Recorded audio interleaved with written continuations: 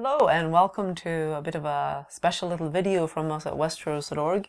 We're going to be, we often get questions actually from people who comment on our YouTube videos and wonder about the various books in the background here. And we thought we'd just do a little video discussing some of those books and what we think about them and bringing up some of our other favorite fantasy and science fiction authors. Yeah, it's a great chance to kind of recommend things to people that we like and just bring Not attention. necessarily something you like just because you like A Song of Ice and Fire, but Things who we knows? like. And let's go for the stuff first that's like are always on our shelves here. We don't really, our shelves are packed full with books. We don't have room. We have books on the floor now. We're kind of working on that. But one of the ones that actually made me think I should do this is actually R. Scott Bakker's. I think it's I'm gonna go with Bakker's. Bakker. That's what I used to do. You said Baker. See, I would think it's Baker, but I'm gonna go with Bakker now because it's just weird. Why do you have two K's if it's supposed to be Baker? But Judging Eye, this is part of his series of books. He is a Canadian writer who is he was on his track towards a doctorate in philosophy, and then he got this crazy idea that he wanted to write a big Tolkienian dark philosophical fantasy series, things with the the thousandfold thought and so on.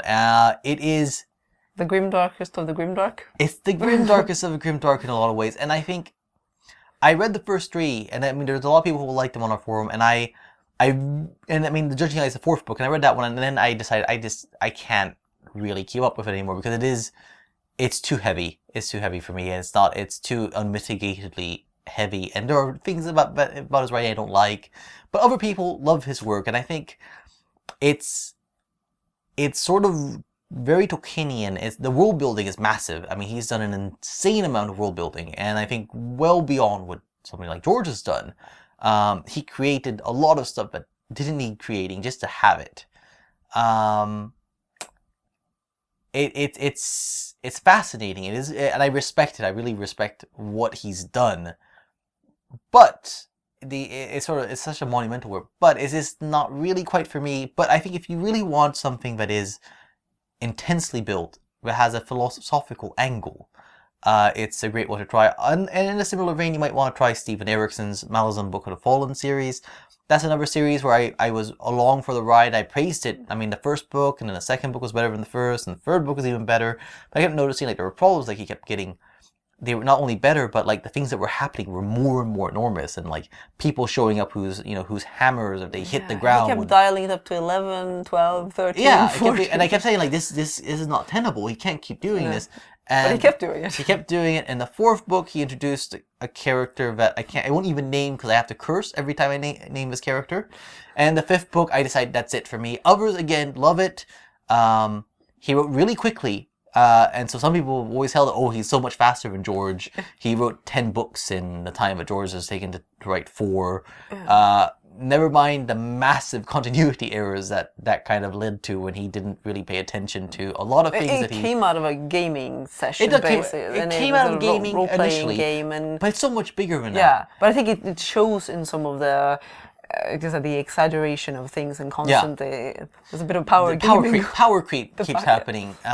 And the other thing is, even though he's kind of done with the Malazan book series now, people at some point were surprised to discover, well, this friend of his who was sort of a co-creator, participant in this role-playing game, actually was going to be the one writing about all the significant stuff that he kept hinting at, but he never intended to actually cover in the main series. So if you want a lot of fantasy books to read, and something very epic beyond epic, very sword and sorcery as well, Erikson's a good one to read. I think the first one is Gardens of the Moon. I really remember how fond I was, and I mean it was actually one of those fantasy books that I reread a few times. And I quite liked the first one as well, but then it just kept going and getting bigger and bigger. Robin Hobb, we have quite a lot of her books. This is her most We have recent all series. of them actually. We have all of them. Yes, and the most recent actually, if you have followed Robin Hobb, I would have to say that I really have to recommend, if you really like the early Fitz stories, for example, you have to pick up the novella that she released most recently, which is The Willful Princess and the Piebald Prince. The narration in that one is very much more like Fitz than her later books, and it is a really, really good story. So I think that one I think it was released on a somewhat limited basis and an illustrated edition and so on. But that's an excellent one. I think that some of her others are less engaging, but they have interesting world building. But you know, the Fit stories, if you like first person narratives, you really want to start with Assassin's Apprentice and go from there and see how long you like it. But that's superb storytelling. I'm thinking first-person narratives and assassins. You've got Stephen Brust. I've got Jagala over there. Stephen Brust is one of the great unheralded writers, I think, in fantasy. He's very much part of the sort of fan community, but he is someone who does not get nearly as much attention as he ought to, in my opinion. He is a fantastic writer. His main series of books are sort of the Vlad Taltos books.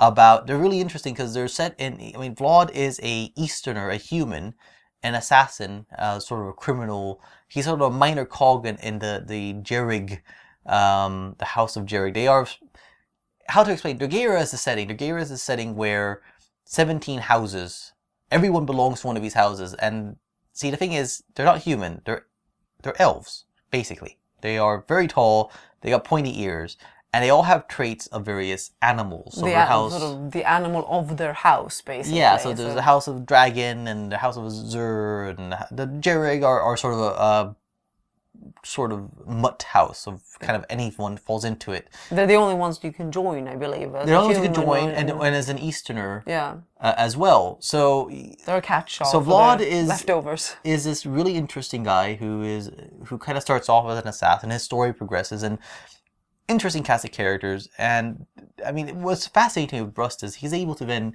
go from this tone where you have these sort of crime caper novels to much more serious stuff about sort of his politics sometimes come through in his work. He is very much to the left. I think he would call himself a Trotskyist in terms of his view on things. But it gets very serious, and then it goes kind of a little lighter again.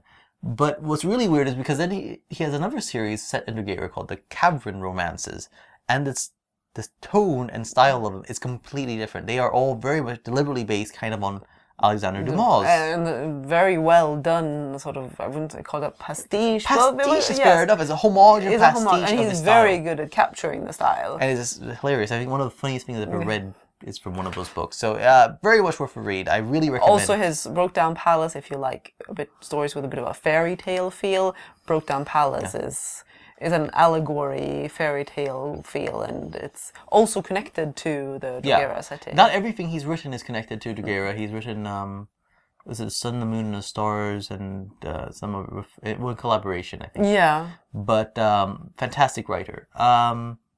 Speaking of fantastic writers, Sarah Monette. She's someone that we really enjoyed. And in fact, Sarah Monette is her actual name, but she's now taken to writing under a pen name. Yes, unfortunately, her first series of 4 books, which is The Doctrine of Labyrinths, which is a very unusual fantasy, very well written. It's not an easy read by any means, but it is really interesting. Lots of unusual ideas, but it did not sell well enough. So when she had another series or another book that she wanted to get out, she had to do so under a pen name, so she has recently released The Goblin Emperor, which is a standalone, under the name of Katherine Addison. And I actually think that The Goblin Emperor would suit a lot of people who like Some Ice and Fire for the political elements.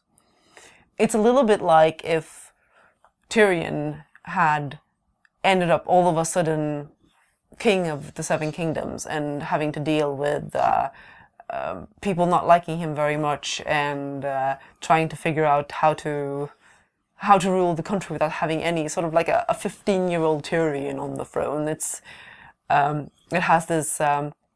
It's basically the Elflands, and the main character is a young half-elf, half-goblin who is the 5th son of the current emperor. And when the emperor and his 4 other sons die in an airship accident, the young Maya ends up being the next emperor, and is a really interesting exploration of his sort of him coming to that court and trying to sort of keep his own personality and his own self intact as he navigates the court and learns about it. So it's a very quiet little novel in that sense, but yeah, I would really recommend it for the politically inclined. Politically inclined. I mean, there's so many works that you can read. I mean, Dunnett, Dorothy Dunnett. You can to branch out from the fantasy. Yeah, that's exactly. Dorothy Dunnett, a fantastic, absolutely fantastic Scottish writer. May she rest in peace. She was extraordinary. Yeah. So erudite. Her main series that people kind of know best are the Lyman Chronicles. And if perhaps your English isn't your first language, like it is for me, don't despair and give up on Game of Kings, which is the first novel. It's really tough. I mean, I really struggled with it, actually. I read most books, whether it's fiction and non-fiction, quite easily, but Game of Kings is dense. A very baroque language. Yeah. It takes getting used to. Yeah, she loosens it up, I think, in the fervor. Particularly Queen's Play. I mean, if you bounce off the first one, I don't think it would kill anything if you jumped over to Queen's Play instead. Just full of energy, sort of set in the early 16th century, full of daring-do and Latin and Greek and Latin Italian and Greek and French quotations. I mean, we have one of the books we have back here is basically a Dunnett Companion, which kind of tries to collect all the quotes and explain their sources and the allusions that because she has these incredibly erudite people who speak almost in riddles. And the riddles just happen to be quotations and epigrams and things, and they're not obvious to us, and the characters understand them, and you can kind of start figuring them out as you go along. But it's really rich, especially if you love sort of literature and you love history. It's so colorful because Lyman he's an adventurer, and he's all sorts of things. He's good at a lot of things, and he's an amazing character. Is there anything he isn't good at? Keeping people alive. Keeping people alive and maybe not taking himself too seriously. Yeah. But he's a fascinating character. And actually, she then wrote He's definitely larger than life. Yes. So if you have a problem with larger than life characters, then it probably isn't for you. But it is really well done. So it's not like you're going to be rolling your eyes at, oh my god, this is so over the top and what a Mary Sue it is or something like that. But no, I just love how he ends up traveling to all these fascinating places. She ends up drawing all the history of medieval, I guess, late medieval, early modern Russia. Yeah. It's very well researched. Very well researched. Constantinople. It's got sort of the militant orders in sort of Tripoli. Just everywhere, really. It's really fantastic. It starts at first in sort of Scotland, and it's fantastic stuff. Her native Scotland, but it's very well worth to read. And then she wrote a sort of a separate series, or sort of a prequel to it, a couple of generations earlier in sort of the proper Middle Ages, the Niccolo series, the House of Niccolo, which is fascinating because I don't think you would ever have found medieval banking so interesting as you would when you read this, because she actually does some really fantastic stuff of really evoking the era and how complicated and it was. Somebody should totally pick that up and do a show. People really, it would make fantastic material for a series. Both of them would. I fear Lyman would lose a lot in translation. Yeah. Niccolo is actually an easier read for the most part. She isn't quite as elusive in the language and so on, but fantastic literature. And in similar vein, if I just quickly want to name a couple of other historical fiction writers, Mary Renault is a classic writer of a number of sort of Greek histories, in particular the Bull from the Sea and the King Must Die. Yes, where she tackles the myth of Theseus and does it in an absolutely fascinating way. I love those books. And then also the Alexander trilogy with like the Persian Boy, fantastic look at this character. This little minor figure mentioned the histories of a Persian eunuch who's supposed to have an association with Alexander and creates this beautiful story. A story which actually influences a very different writer in some ways, Jacqueline Carey. This is true. The opening to her first novel, Kushiel's Dart, is actually inspired by the opening, I believe, to the Persian Boy. And Kushiel's Dart is one of my favorite fantasy series or novels in the series. it follows a courtesan in it's also sort of pseudo-medieval Europe, but this country, which is sort of the France analog, Terre d'Ange, basically was founded by angels. And they are descendants of angels, the people who live there. And one of the angels is Kushiel, the angel of punishment, and he has these... they're quite a sexually liberated society. In their motto is "Love as thou wilt," and courtesans and prostitutes, so their houses of prostitutes that they have it's essentially sort of a sacred prostitution, and the character Phaedre becomes one of them, and she has been marked by Kushiel with a red prick in one of her eyes, which means that she's an anguisette, a perfect masochist, who is essentially, as the series progresses, sort of there to...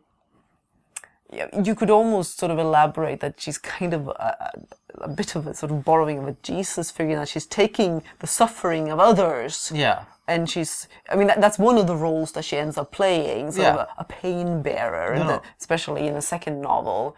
And it's definitely quite mature. Some of it, especially the third book, is quite dark. I think that, there's a political element. It's lighter than A Song of Ice and Fire in the overall, but it's a very interesting look at. Yeah, that said, I mean, I think it's interesting because I would consider it sort of a post A Song of Ice and Fire book. I think George opened the way for books like this to come out. Yes, it's much more adult and mature than the fantasy that you would get before, because it is in fact a fantasy novel that... I mean, sexual elements are sort of at the heart of it. She is a courtesan. Her sexuality and how she deals with the fact that pain is such an important component of it is absolutely central. And I mean, Carey's also written, she's written some follow-up series to it. She also wrote this little pair right here in the middle, Banereaker and Godslayer, which is actually a sort of a homage and pastiche of Tolkien's Lord of the Rings. And like a very, what if the bad guys weren't as bad as everyone says? What if the good guy isn't as good as he says? Yeah. I thought that was quite an interesting... There were a lot of people who reacted to it like, well, this is just a Tolkien ripoff, and sort of not understanding that, well, it was written very much to try and give a different angle to it, and I think it actually succeeded quite well. I think there were some really memorable characters and really memorable pieces to it. No, I agree. I absolutely agree. But it was unfortunate that they split it up. I think it read much better as a cohesive unit. It was meant as one book, but publishers split it up. So yeah, that's the problem. That is a problem. Now you remind me of it. Yeah, it ends in a very unsatisfying so you way. Definitely, if you want to try it, you should definitely try the whole thing and not just... And other new writers who are sort of the door open away, we have here Scott Lynch, a writer whose the first book exploded onto the bookshelves. The Lies of Loch Lamora came out of nowhere. So full of energy. Amazing work. I absolutely adore it. It is crackles of energy. Loch Lamora is a thief and a con man, and it's all about these scams they're trying to pull and capers, and so it has a lot of the kind of the Ocean's 11 sort of keeper vibe, but it's in a fantasy world, and at the same time there's a darker narrative, a more serious narrative. It's not just a lighthearted fun all the time. Actually, it's quite gruesome in bits. It's quite gruesome in bits, but it's quite cool. Now the problem is Scott, unfortunately, he's been very forthcoming. I mean, he had battled some serious mental health issues, but really sort of anxiety and depression and so on, that gave him a severe writer's block for a long time. He did get out, he has now had 2 other novels out. After eventually, I've got Red Season and Red Skies, and I also have the third novel, Republic of Thieves, and hopefully many more to come, but definitely something really enjoyable. What else have we got here? Some other things we'll discuss more briefly. I think we have so many things on the shelves. Joe Abercrombie's First Law trilogy. He is definitely a post-Martin writer. Some have called his work grimdark, as they've called Martin. He embraces it on Twitter. Yeah. He calls himself Lord Grimdark there. Joe's a hilarious guy, British writer. And the First Law series is kind of sword and sorcery. I wouldn't call it epic. It's more of a sword and sorcery story, full of very memorable characters who are very imperfect. It's a very cynical kind of world, and the humor is often very black humor. But it works really well. And he has some really memorable characters like Logan Nine Fingers and the Dog Man and all these other characters. So definitely worth reading. It is a bit of a guy thing, I think. It's more. Yeah, I mean, I read some Sword and Sorcery, and we recently read together the Barrow, Mark Smiley's entry into novels, and I like his Artesia comic and such. But I think there's a bit of a difference there still. The sort of focus of something that is entirely focused on sort of a group of mercenaries or that sort of angle isn't quite my thing, and I prefer a little bit of some romance or whatever. Yeah, some female characters and and then. You're right. I mean, Katherine Kerr, of course, is one of it. Yeah, I've only read the first myself. It's just such a big series because it took her a couple of decades to write the whole thing. Yes, it did.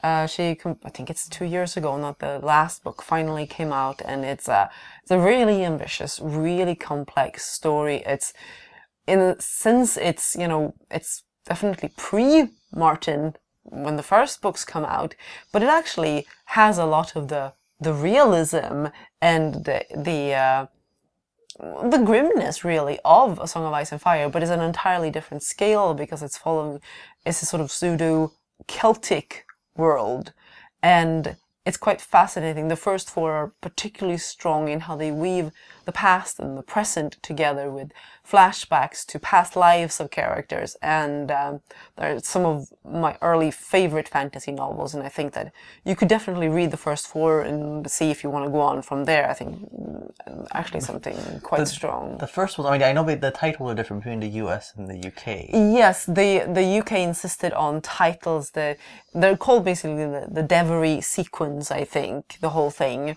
is what it comes out being called. And I think it's Daggerspell in the UK. Actually, I think it's the first one is Daggerspell in both UK and US, right. And then afterwards they were standardizing, so all of them were spell something in the UK, whereas those were not the original titles. Another writer I'd like to point out is Judith Tarr. It's actually another great underrated writer. Incredibly underrated. Particularly her early work is. Yeah, I think that sadly, I mean, she's ended up sort of kind of mid-list and has had to write under pen names and written. And she has it well sort of. She was part of, I think, the Harlequin sort of romantic fantasy line. Yes, the Luna line. For a while there. Which she basically didn't really fit into because she was writing too realistically for most romance fans. Yeah. So a little bit between things. But her earliest work, the ones that we especially recommend, the ones are the Hound and the Falcon trilogy. Fantastic little sort of alternate history fantasy set in sort of medieval Europe, but it has elves / witches, but they're not. She actually has an explanation for what they actually are. It's kind of really funny. And she knows her stuff. She has degrees in... she's a PhD in medieval history, I think. I think it's in medieval history, and then she's got also classical history, Latin and Greek, and she really knows her stuff. But what I always loved about her writing is because the next person I'm going to mention after her is, because I'm always surprised that she doesn't like this person's writing. Yeah. Because I find her writing quite beautiful. It's a very fairly simple prose, but it's memorable even so. It can be very poignant in how she writes. So the Hound and the Falcon, I mean, it starts in England. It goes into Constantinople during the Fourth Crusade. It ends up in France. There's a spin-off series. Well, there's 2 spin-off novels, Alamut and the Dagger and the Cross. Alamut was actually the first that I picked up based on the gorgeous Thomas Canty cover. So if you want to read a standalone, you could try and find Alamut. She has them out as ebooks now. Yeah. Both via Bookview Cafe and I think through Amazon and Barnes & Noble. So you could definitely get them quite cheaply as ebooks. And Alamut and Dagger Cross is obviously set in the Crusader Kingdom of Jerusalem, so it's really great stuff. But the other series is the Aveyron Rising series, or the Aveyron Rising is they gave to the initial trilogy. And then they call the second trilogy Aveyron Resplendent, I believe. Yeah, very interesting in that it's a completely made up fantasy world. One, I think, heavily inspired. I always felt it read very Middle Eastern, Mesopotamian, and so on, and that sort of. And it's actually Bronze Age, not medieval. It's actually more of a Bronze Age kingdom. Yeah, but it's very memorable. The main character, Moraine, is kind of an like, what if Alexander really was sort of descendant of a god? What if he really had great powers? What if he had this, and you had this person, this demigod almost, with the burning ambitions of an Alexander? Really choice stuff.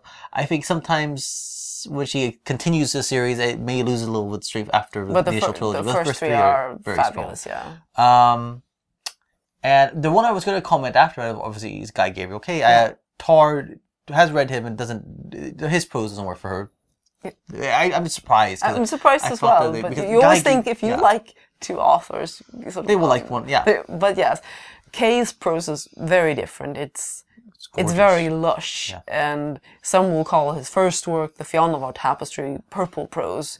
I love it to bits. I actually love it the most of all of his books. The rest may be more polished, more refined, but the raw emotion of the Fionnuala Tapestry, which was his getting Tolkien out of his system, as he called it, because he actually worked on the Silmarillion with Christopher Tolkien.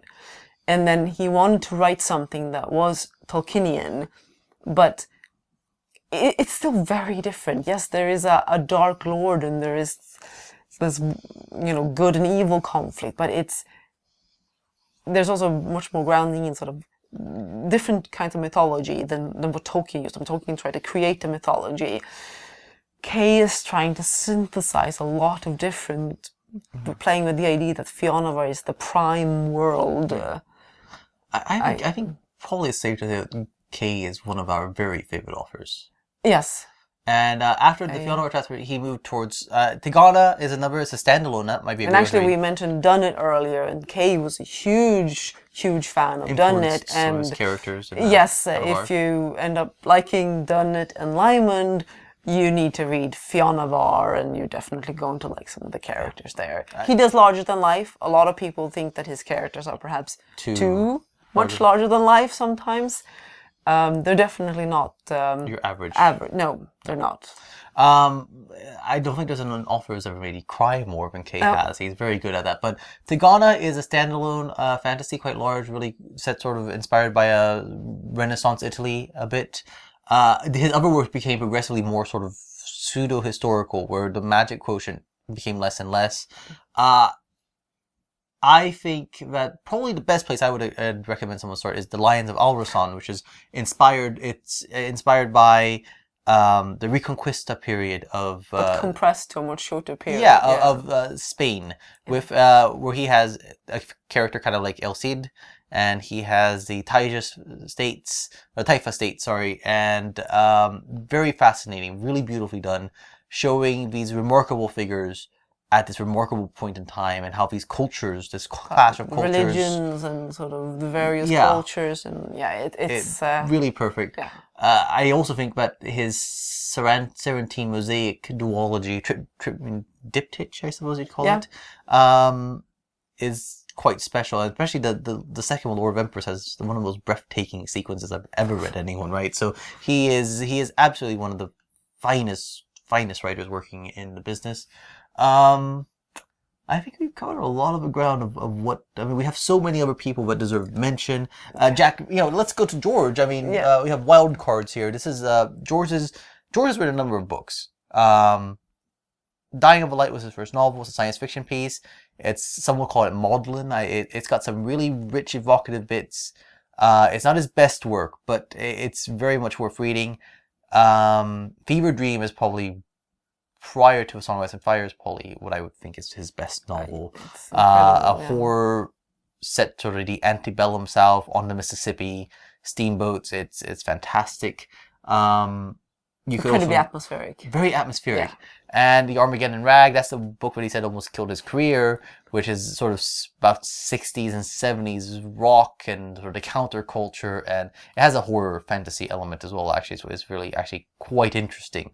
And then you have Wild Cards, which is something quite different than those works. We mentioned earlier how Stephen Erikson's novels came out of role-playing, and so did Wild Cards. Yeah. It was George and the various writer friends playing, what was the game called? Super Worlds, I think it was. It was an old 80s RPG, and they would meet on weekends and play, and George became sort of the official game master, and it kind of took over his life for a while. He spent so much time making characters and plots for their role-playing that he didn't get the writing done, so eventually he and the other writers decided that all of this creation that we're doing, we should probably turn that into something useful, like write some stories and publish them. Yeah, and it worked. The Wildcard series is now, as far as I know, the longest running shared world series. And a shared world is a concept where numerous writers write in the same setting. They might share some characters. Often they have their main character, and they might let other people borrow it, but they generally have sort of final call on what happens to that character. So Wildcards in particular is about